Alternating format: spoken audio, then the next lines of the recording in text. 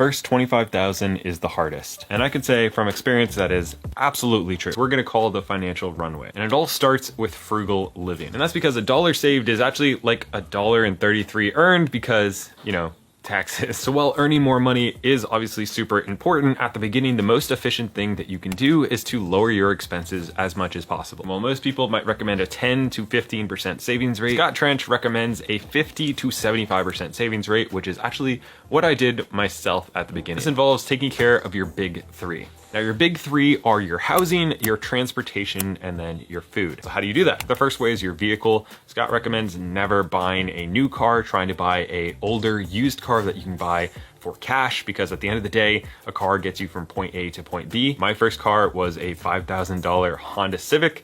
I drove that thing for years, had no monthly payments, the insurance was cheap, the upkeep's really cheap. If you're in those beginning stages, having a car that is not killing you is a complete game changer. And when it comes to food, shopping at a different grocery store, meal planning, cooking at home and going out to eat a lot less, all of those will help you save more money, which at the beginning here is super important. But generally your biggest expense is going to be your housing. If you're still at this step of saving up your first 25,000, then he recommends going extreme. That can mean moving back in with your parents, getting a roommate, even if you don't really want one. Work on your credit score. If you're in the beginning stages, working on your credit score is going to be super helpful because later on you're going to need that credit score to actually invest and completely change your finances. So if you have a crappy credit score right now, take it extremely seriously and really work on improving that. All right, so now you have $25,000, but what the heck do you do with it? Well, this 25K will give you freedom to make a couple decisions that will completely change your finances. The first one is it can give you the freedom to take a step back. Let's say you're earning $50,000 a year right now, and you need every one of those dollars in order to survive. But now you've been making these changes over the past couple of years, you've lowered your expenses. You can actually take an opportunity to step back and maybe earn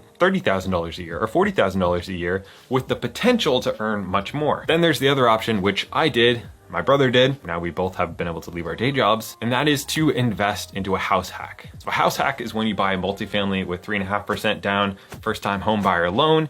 You live in one unit, you rent the other units out, and that allows you to live for free. Now it's time to shift your focus. Instead of doing the conventional thing, which a lot of people recommend, which is building up, millions of dollars so that you can live off that indefinitely, you're gonna focus on building up monthly income. So if you need $5,000 a month to live on, you only need to build up $5,000 worth of income from the side to be able to have complete financial freedom. For me, I kind of followed his strategy of buying my first rental, and then a year and a half later, I bought my second rental, and then about a year later, I'm at my third one right now, and that's allowed me to live for free for like the past 5+ years, plus make money every month, plus build equity and all these other things, and allowed me to be able to step back from a job where I was really capped at and actually invest time into something that had a potential to earn more money. If you don't want to go the real estate route, there is starting a business route, there's investing. He recommends just investing in high cost index funds. And while a lot of people do think that investing is risky, there's 100% risk that you're gonna have to work at your job till you're 65 if you don't take any of these extreme measures. So I think, the choice is kind of yours.